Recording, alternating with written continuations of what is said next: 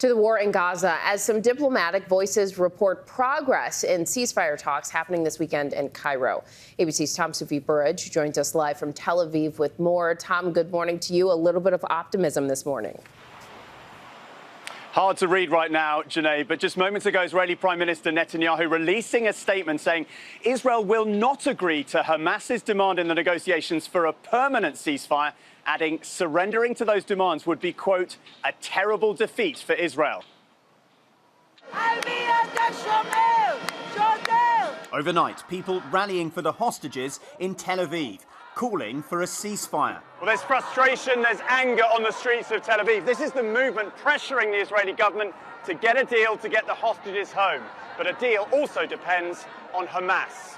Hamas considering an Israeli proposal, which would see an initial 6-week pause in the fighting and 33 hostages released in exchange for Palestinian prisoners. CIA Director Bill Burns, one of the key mediators in the talks, with Hamas pushing for a definitive end to the war.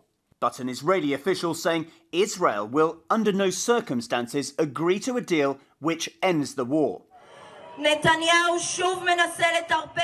This morning, a mother of one of the hostages saying Prime Minister Netanyahu is, quote, hiding behind those anonymous comments, accusing the Israeli leader of initiating another move to torpedo the deal.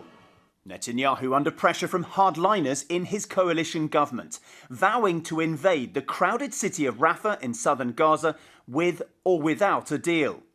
Jonathan Dechelchen, whose son Sagi is, we think, one of 5 Americans still held by Hamas, telling me he hopes Netanyahu will prioritize the hostages. We will see whether our prime minister has the moral backbone and the political backbone to stand up to these forces and do what's for the good of the country and not just his own narrow political interest to stay in power. We will know that fairly shortly.